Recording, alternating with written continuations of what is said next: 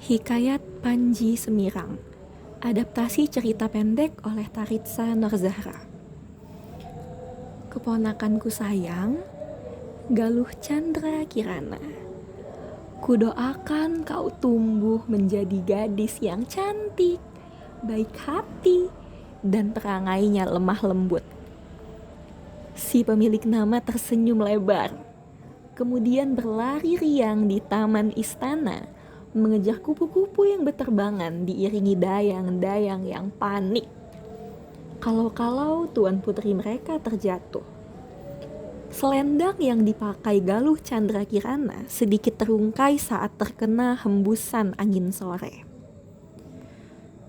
Berkat dari sang bibi benar-benar menjadi kenyataan. Kini, gadis kecil periang itu telah menjadi seorang tuan putri yang anggun, cantik jelita, dan lemah lembut tutur katanya.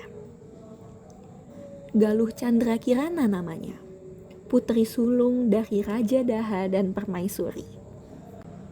Galuh Chandra Kirana memiliki seorang adik tiri bernama Galuh Ajeng. Paras Galuh Ajeng tidak kalah jelita dibanding Galuh Chandra Kirana. Hanya saja, tabiat Galuh Ajeng jauh berkebalikan dengan Galuh Chandra Kirana. Galuh Ajeng terkenal sombong dan tamak. Buah jatuh tak jauh dari pohonnya. Tabiat Galuh Ajeng persis seperti ibundanya, Padukaliku, selir pertama Baginda Raja Daha. Para dayang dan abdi dalam istana tidak suka dengan sifat ibu dan anak ini. Namun apa daya, bawahan haruslah menaati perintah atasan, suka atau tidak suka. Galuh Chandra Kirana bagaikan bunga yang indah di istana kerajaan Daha. Perangai baiknya membuat para dayang, abdi dalam, bahkan rakyat menyukainya. Hingga suatu ketika, Raja Daha pun menyadari bahwa putrinya ini sudah cukup umur untuk menikah. Raja Daha memiliki 3 orang saudara. Kakaknya merupakan raja di Kahuripan. Adiknya yang pertama merupakan raja di Galegang. Dan adik bungsunya merupakan raja di Singasari. Meskipun keempat kerajaan itu bertetangga, tidak pernah sekalipun muncul pertikaian. Keempat negeri itu sangat damai dan termasyur. Pedagang dari berbagai negeri berkumpul untuk berniaga di 4 negeri itu. Raja Kahuripan rupanya memiliki seorang putra seusia Galuh Chandra Kirana yang bernama Raden Inu Kertapati. Pangeran Kahuripan ini dikenal sebagai sosok yang rupawan dan bijaksana. Terbesitlah keinginan Raja Kahuripan untuk menikahkan putranya ini dengan keponakannya. Hei adikku, ku dengar putrimu sudah memasuki usia menikah ya? Bagaimana jika dinikahkan dengan putraku saja? Kak, jika putramu itu sungguh ingin meminang putriku, sampaikan padanya untuk langsung temui aku di Istana Daha. Mendapat lampu hijau, berangkatlah Raden Inu Kertapati beserta seorang pengawal setianya ke kerajaan Daha. Disampaikannya pinangannya untuk Galuh Chandra Kirana dan dengan senang hati Raja Daha menerima pinangan itu. Raden Inu Kertapati tentunya merasa senang tiada tara sebab pinangannya diterima. Namun ia sedikit kecewa karena ia sempat berharap bisa menemui calon istrinya secara langsung. Segera setelah Raden Inu Kertapati pulang ke Kahuripan, seisi istana Daha merayakan pinangan tersebut. Semua orang berbahagia, namun tentu saja ada pengecualian. Padukaliku dan Galuh Ajeng tidak senang dengan kabar baik ini. Ibu, seharusnya aku yang menikah dengan Raden Inu Kertapati, bukan kakak. Rengekan putrinya ini menimbulkan rencana jahat di benak Padukaliku. Ia hendak menyingkirkan Permaisuri dan Galuh Candrakirana. Kamu sungguh ingin menikah dengannya, putriku. Galuh Ajeng mengangguk. Kalau begitu, percayakan saja pada ibu. Sebab Permaisuri itu baik hati. Dia pasti akan menerima apapun pemberian tanpa rasa curiga. Begitulah pikiran Padukaliku. Dibuatnya tapai beracun dan disuruhnya seorang dayang untuk mengantarkan pemberian itu kepada Permaisuri.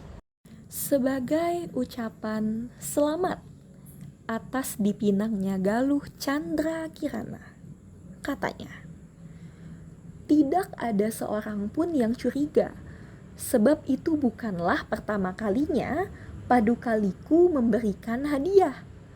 Meski baru kali ini hadiahnya berupa makanan. Tidak lupa, Padukaliku meminta jampi-jampi kepada seorang petapa sakti untuk dipakai pada raja. Agar ialah yang ditunjuk menjadi pengganti Permaisuri, bukan selir-selir lain. Sesuai dugaan Padukaliku, Permaisuri sama sekali tidak mencurigai pemberiannya. Di suatu sore, Permaisuri berencana untuk menyantap tapai itu bersama dayang pribadinya. Tidak sampai 5 detik setelah Permaisuri menelan tapai itu, tubuhnya kejang dan mulutnya mengeluarkan busa. Dayang-dayang di sekeliling Permaisuri sontak melemparkan tapai di tangannya sambil menangis, panik, dan berteriak histeris. Galuh Candrakirana pun tak kuasa menahan teriakan histerisnya ketika melihat kondisi ibundanya. "Tabib, tolong cepat panggilkan tabib. Di mana ayah?"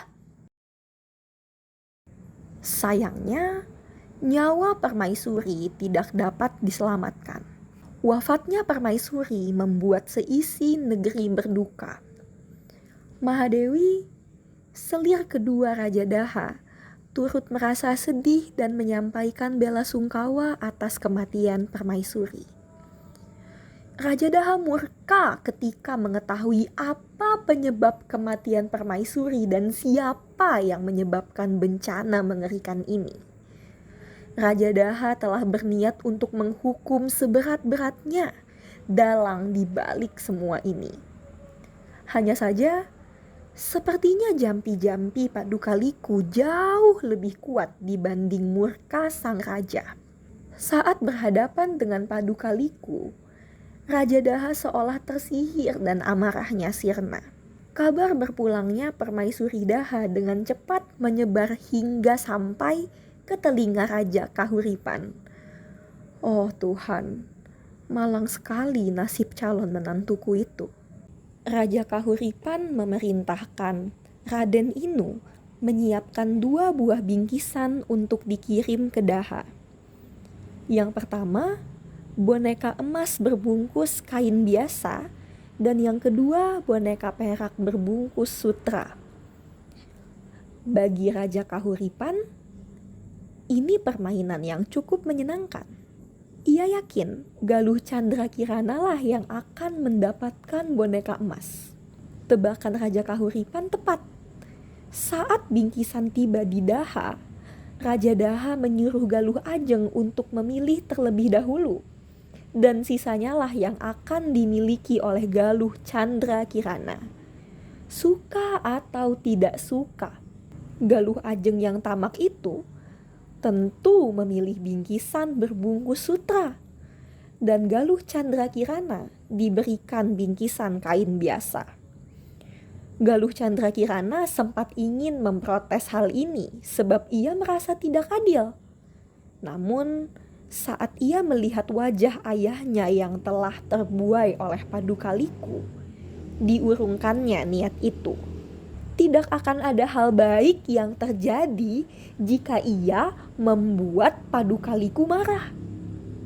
Dengan dongkol dibawa pulang bingkisan itu oleh Galuh Chandra Kirana ke peraduannya. Betapa gembira hatinya saat ia mengetahui bahwa di dalam bingkisan kain biasa itu terdapat boneka emas yang berkilauan. Indah sekali. Tidak perlu waktu lama, boneka itu segera menjadi kesayangannya.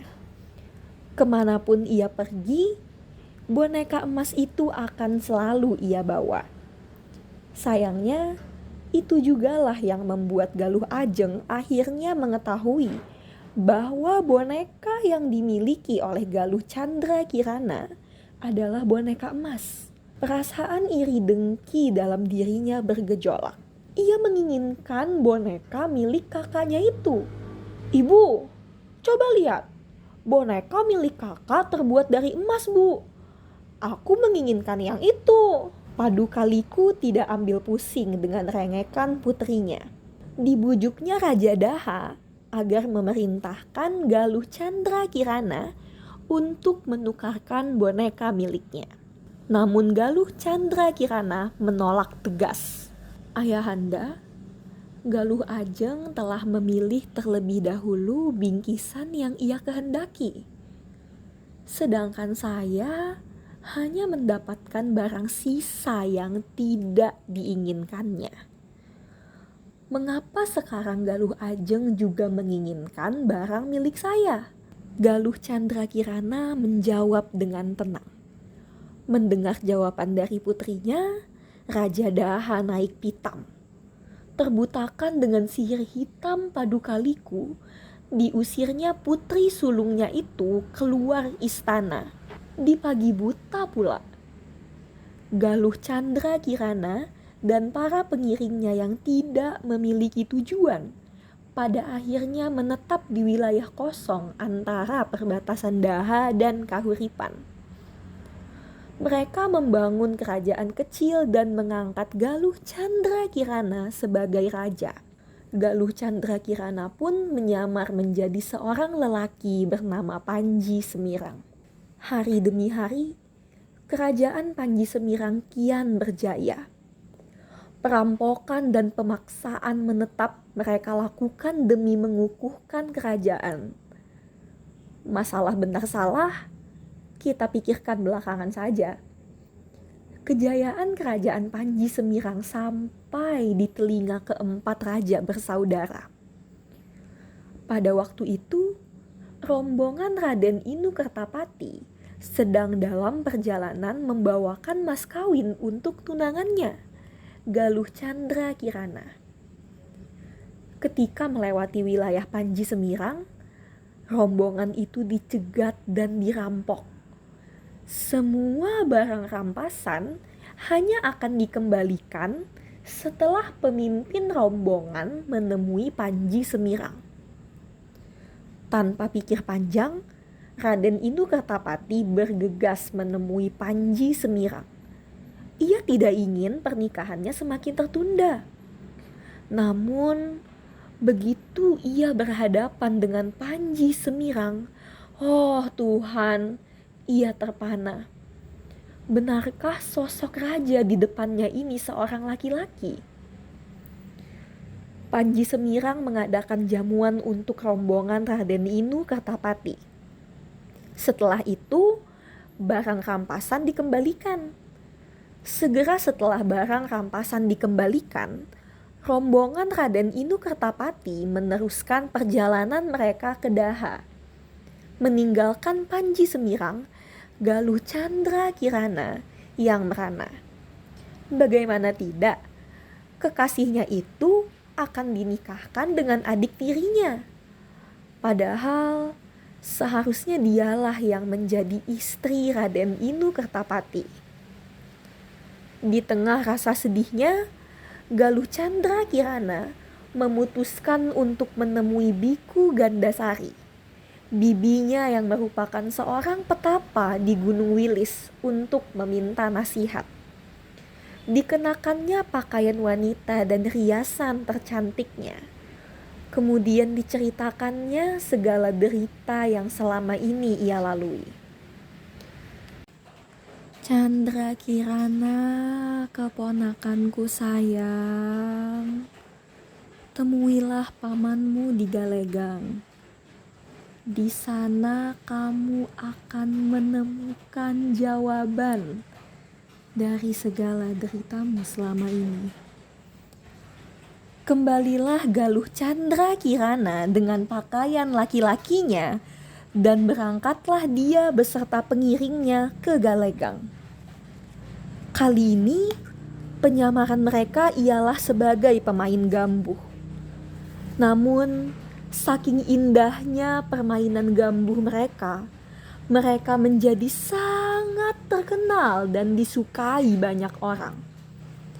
Di saat bersamaan, Raden Inu Kertapati yang hatinya dipenuhi kekecewaan sebab ia merasa ditipu sedang melakukan perjalanan ke Galegang bersama rombongannya.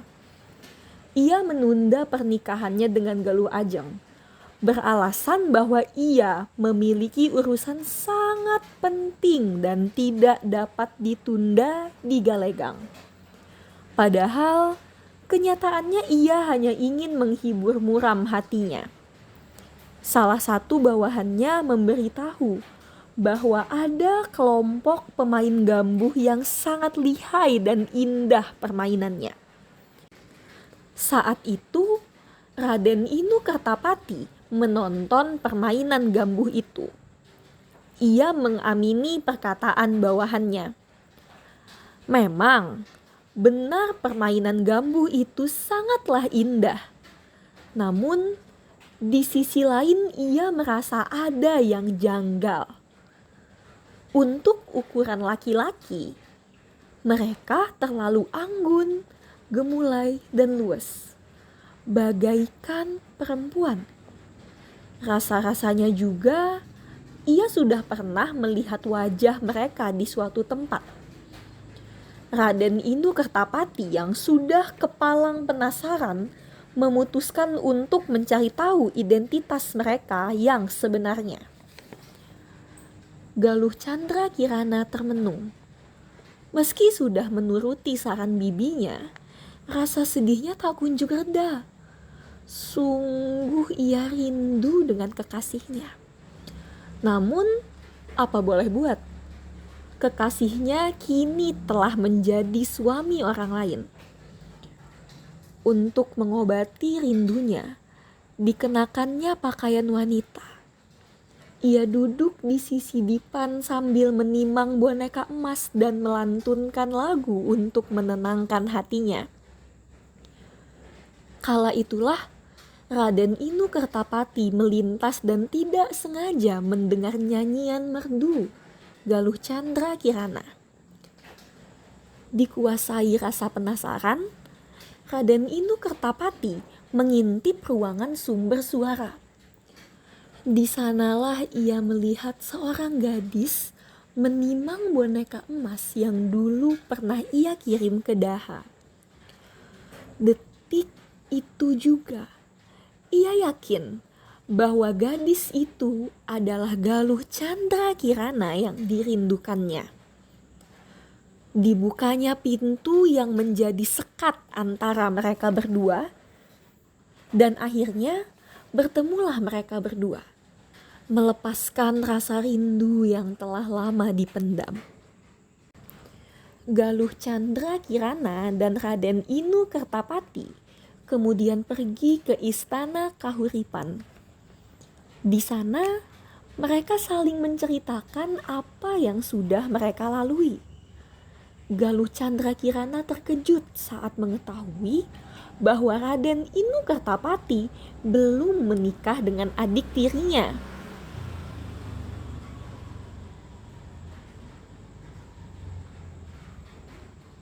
Segera disiapkanlah segala sesuatu untuk upacara pernikahan kedua insan itu di Kahuripan. Padukaliku yang mendengar kabar itu serasa terbakar hatinya. Kini Raja Daha pun mengabaikannya. Rupanya jampi-jampi itu ada batasan waktunya. Ia menyuruh adiknya untuk kembali meminta jampi-jampi kepada petapa sakti. Namun adiknya itu meninggal di perjalanan sebab tersambar petir. Entahlah, mungkin ini yang disebut hukum karma. Dengan berbagai tekanan dari segala sisi, Padukaliku akhirnya putus asa dan memutuskan untuk mengakhiri hidupnya sendiri.